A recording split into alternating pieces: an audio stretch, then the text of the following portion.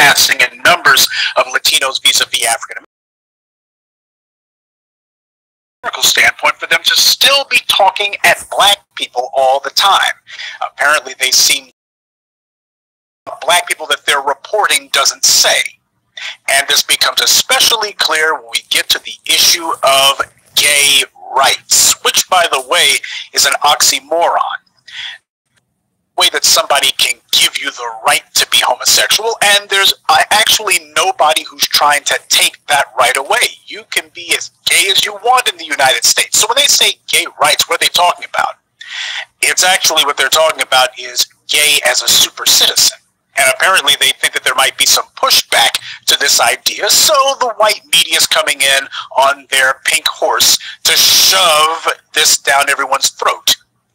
Gay superiority is apparently being labeled as gay equality. Now, if you were wondering whether the Nazi broadcasting company was using their platform as a blatant anti-black front, here's some blatant proof for you.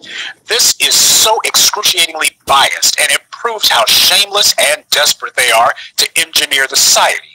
First is hack ambulance chasers talking about Bill Cosby. Now this. NBC runs a very thinly veiled push piece that claims that support for LGBT marriage is up sharply across all demographics in the U.S. Now, common sense would lead one to ask if that's from some yahoos calling themselves the Public Religion Research Institute. Now, I told you about how white supremacists fund these so-called public policy institutes. Notice they don't go to an actual survey organization, they go to a think tank.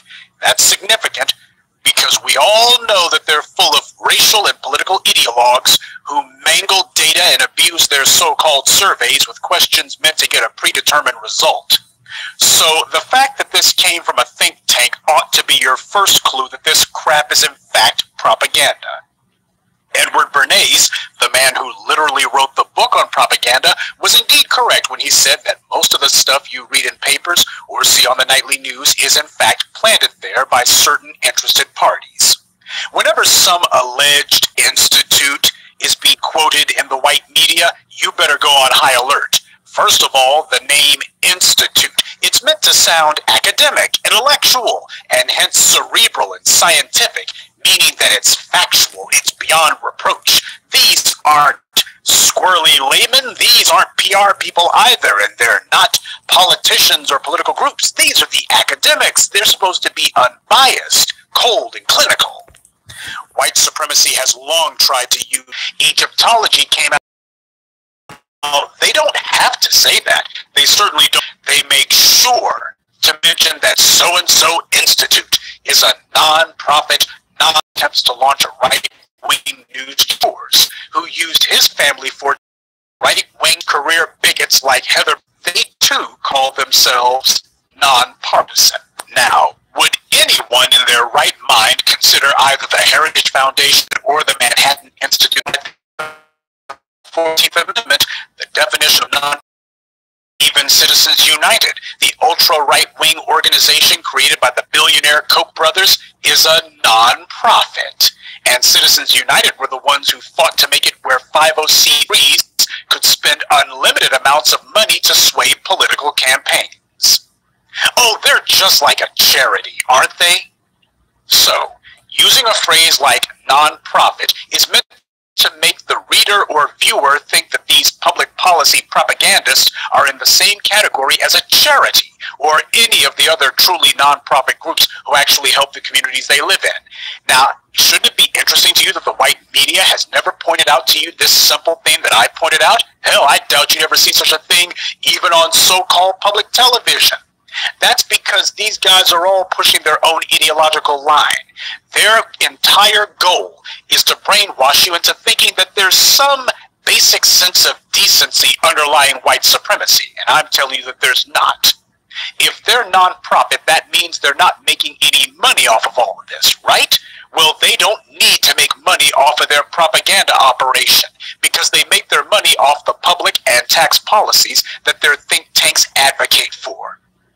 So those are the mental buttons that the white media tries to push whenever they put out their so-called articles and use phrases like so-and-so institute is a nonpartisan, non-profit organization.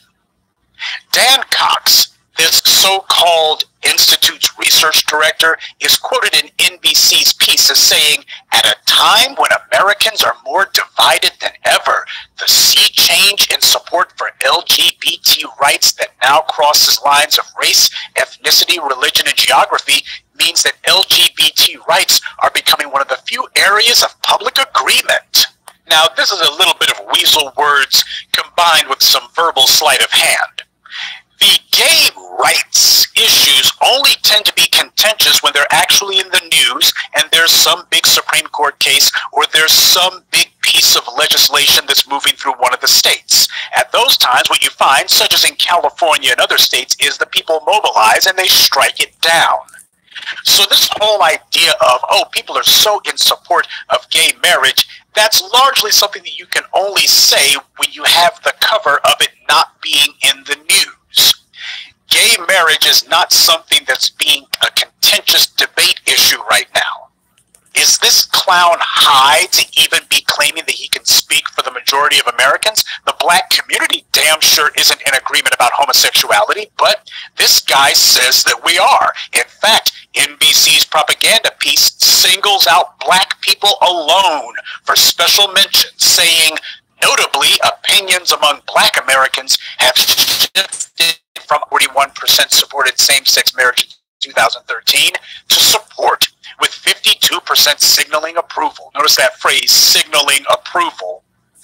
The survey reports, opposition among black Protestants has shifted especially strongly, falling from 57% in 2013 to just 43%, it said. You know as well as I do that that is a lie. This is what the white media does. They're not in the business of reporting public opinion. They're in the business of dictating to the public. They mention black people no less than 4 times in this propaganda piece. So apparently someone in the white media seems to think that black opinion is significant on this issue. Indeed, is crucial, but only if they can use black opinion to benefit themselves and not us. And on behalf of a group who has been doing all sorts of things to undermine us in recent years. They only mention us because they want to create a false association in the public mind between our unassailably of what they are, the fact that they were even born. You can call yourself a person who's been here long before most of the 99% of white people on the planet. You can have the best manners, you can wear the sharpest suit, drive the nicest car, and you can have a squeaky clean criminal record, but if you're black, you are still going to be shot dead by the police, and you will have a jury of white people say, well, the nigger got what he had coming, and the white media co-signing it. Gay people, on the other hand, they only run into trouble when they decide that they're going to put their sexuality on display. In a country whose sexual mores were established by Puritans, this would be a problem even for heterosexuals. Homosexuals' problem is not that what they do isn't socially acceptable. What they want is for it to be seen as the norm. Well, I'm sorry, but 3% of the people who engage in an activity that 99% of species do not doesn't make you normal. Apparently, this is a contention for NBC. They happen to have some measure of ambivalence on it. Why didn't NBC decide to mention Hispanic attitudes? Because the Hispanics don't have the moral or historical heft that we do. Nobody has the moral authority of the black community, full stop. And the homosexuals certainly can't get it. They've tried to manufacture substitutes, Bayard Rustin trying to claim that the gays had been able to effectively inherit the moral stature that blacks previously had, but as we all see, that one didn't work. So you have white people trying to claim that black people as a group are just so supportive and accepting and embracing of gay everything. And who is it exactly who's making these claims? Who is this Dan Cox character? Well, all it takes is a 2-second search on Google, and you see Dan Cox has been pushing this most Americans favor gay marriage trope a damn long time. This guy has a fixation with the issue, and so does the so-called institute that he works for. He has no lack of white media outlets who will post his every pro-gay propaganda sermon. When you look at on this assertion, as the Atlantic itself reported, it was polls conducted by Public Religion Research Institute. Dan Cox and his pals strike again. And when you look at more sources going back over a decade, you see this Dan Cox character had been citing the Black American experience anytime that he has some pet issue that he's trying to promote. He always tries to use us as the stalking horse for it, to see if he can get some mileage out of black people's suffering. And the clowns over at the Nazi Broadcasting Corporation are doing the same thing. This is blatant media manipulation.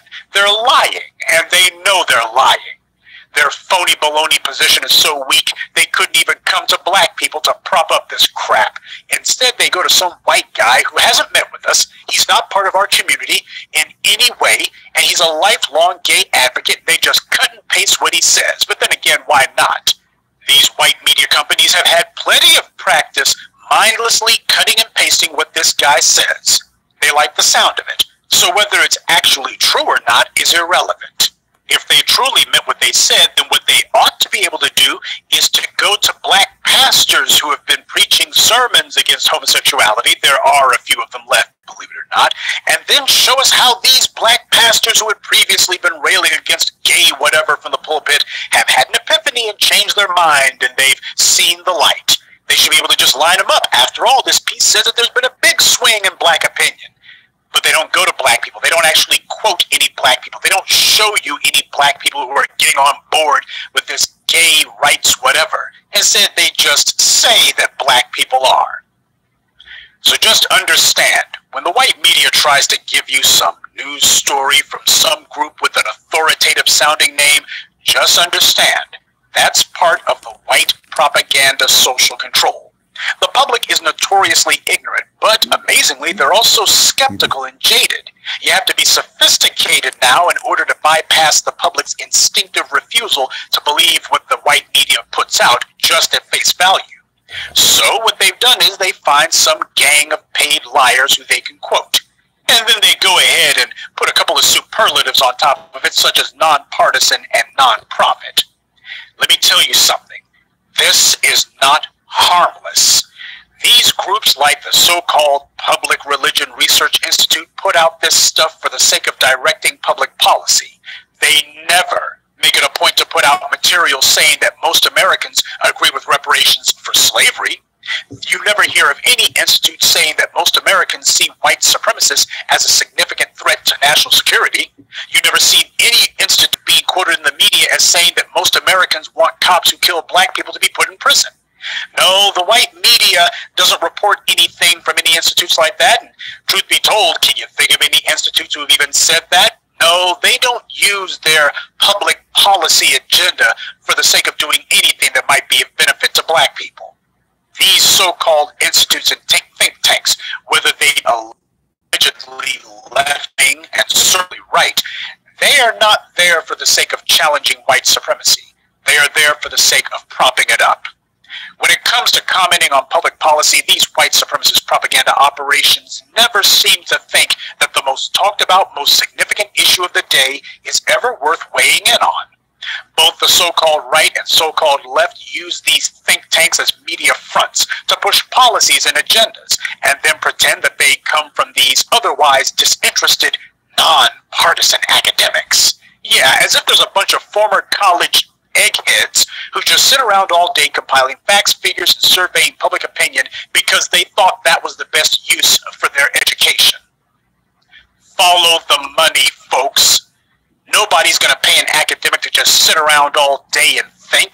They'll only do it if they believe that there's something in it for them. And when you look at the money, big money, behind these institutes, these think tanks, mega millionaires and billionaires, you understand exactly why these organizations exist.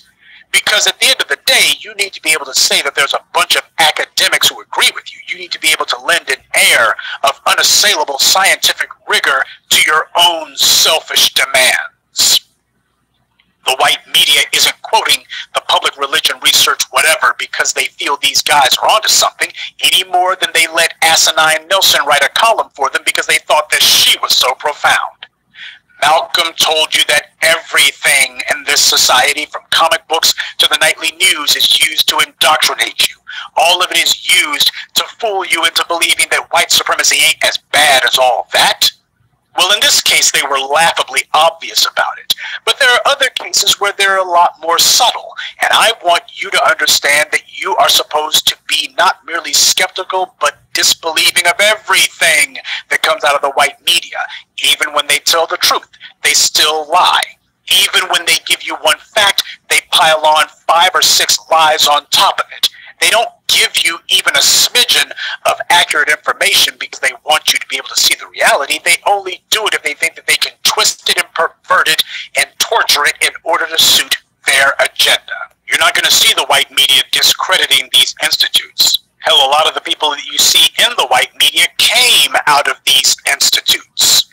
You look at their so-called experts and contributors, even their anchor people, and what you find very quickly is there's all sorts of incestuous connections between the people that you see delivering the white media propaganda and these institutes who they quote. The same way that you find the same incestuous ties between the white media and the enforcement arm of propaganda, otherwise known as the police. It is very clear if you merely are willing to be skeptical about what it is the white media shows you. At least it is to people who dare to ask even basic questions about the words and sources that the white media presents to you. That's why I'm always telling you that it matters who you get your information from, who it is who brings the so-called news to you, and what do they really want. The point of a think tank is to tell you what to think. And for people who are fighting for black empowerment, that is mental and eventually physical genocide. These white supremacist think tanks are supposed to be pouring all sorts of fancy words and phrases onto the white supremacist dogma, intellectualizing the war against black people. And we cannot afford to miss a trick when it comes to calling these scumbags out. Learn to recognize when your enemy is attempting to get you to think of his spokesman as being authorities. And understand that they are only authorities at pushing white supremacy. If black people were truly so hot and bothered for gay this, that, and the third, then why is it that you never see even these bought and paid for black mouthpieces like Essence and whatever saying that, oh, black people are just so on board with gay whatever, and gay rights is just something the black community loves, because they know that if you try to present that to a black audience, they will say, no, we're concerned about these race soldiers who are being allowed to get away with killing black people. We're concerned with these racist judges who are not giving these guys sentences and letting them off the hook. We're concerned about these DAs throwing cases. That's what we're concerned about. So they can't do it through an allegedly black media outlet. So instead they do it through one of their own. They're trying to dictate to you what it is that you believe. And this has devastating consequences for us. If black people really are going to prioritize the so-called gay struggle, which is no struggle at all, over our own, whose interest does that serve? It certainly doesn't serve black people's interest, which explains why the white media is presenting this to you. This is how racialist propaganda is structured. This is how it's pushed. It's done under the basis of getting you to think that, oh, we're lauding black people for being so open-minded. What was it that Noam Chomsky said? It's one of the most sophisticated forms of propaganda when something presents itself as support, when in truth it's actually opposition.